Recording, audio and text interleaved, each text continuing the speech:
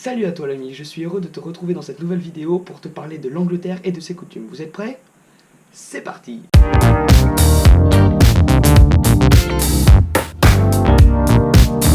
En effet, le mois de novembre et la première quinzaine est rythmé par trois grandes célébrations. En numéro 1, Halloween, en numéro 2, The Bonfire Night, et en numéro 3, la campagne des coquelicots. Donc, par ordre chronologique, vient en premier lieu Halloween le 1er novembre. Et pour vous donner une petite idée, Halloween en Angleterre, c'est entre la France et les États-Unis. C'est que d'un côté, donc on a toujours les enfants qui vont demander des bonbons ou un sort et faire du porte-à-porte.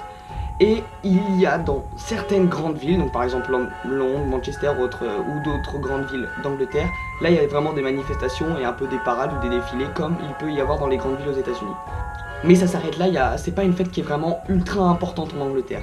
Les fêtes les plus importantes sont les suivantes.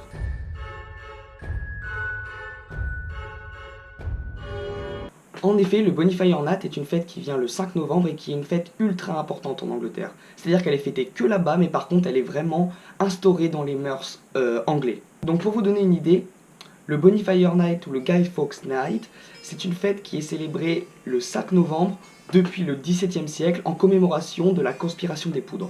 Pour vous remettre dans le contexte, on est au XVIIe siècle et les protestants donc, sont au pouvoir en Angleterre et persécutent énormément les catholiques. Et donc, après une longue période de voyage pour le roi ainsi que pour les dirigeants, le roi et ses dirigeants décident donc de se retrouver le 5 novembre 1605 pour parler des affaires du pays. Et donc, Guy Fawkes, sachant qu'il va y avoir cette réunion au Parlement anglais ce 5 novembre, va donc décider avec l'aide de plusieurs de ses acolytes catholiques de faire simplement exploser le Parlement. Et pour ce faire, il va placer pas moins de 36 barils de poudre sous les fondations du Parlement pour que tout simplement ça explose quoi. Le problème c'est qu'il y a eu une fuite, c'est qu'un anonyme a simplement envoyé une lettre aux grands dignitaires et anglais pour leur prévenir qu'il ne fallait surtout pas se présenter la nuit du 5 novembre dans ce Parlement.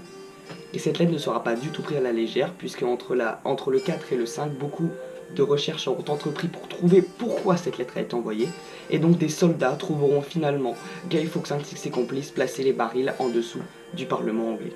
Par la suite de ça, Guy Fawkes fut recherché, arrêté et tué, et le roi décida en commémoration de faire des feux de joie tous les 5 novembre de chaque année, puis par la suite ces feux de joie seront remplacés par des feux d'artifice.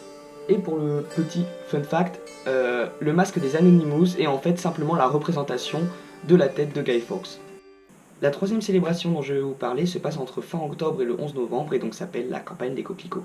Donc la campagne des coquelicots ou Poppy Appeal est un appel aux dons lancé par la Royal British Army en Grande-Bretagne entre fin octobre et le 11 novembre. Donc cette campagne des coquelicots, elle vise donc à soutenir les familles des soldats morts ou blessés au combat. Et elle se traduit par le port d'un coquelicot en papier qui est obtenu par un don en échange.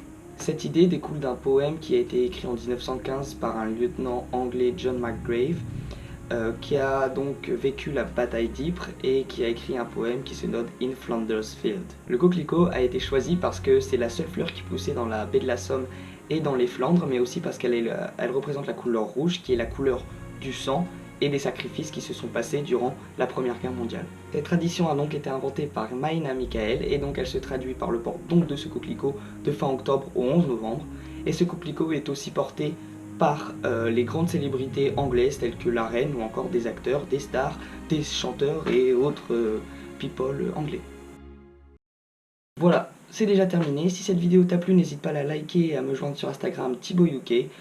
En attendant, je te dis à bientôt, c'était Thibaut Douillard en direct de Portsmouth. Peace!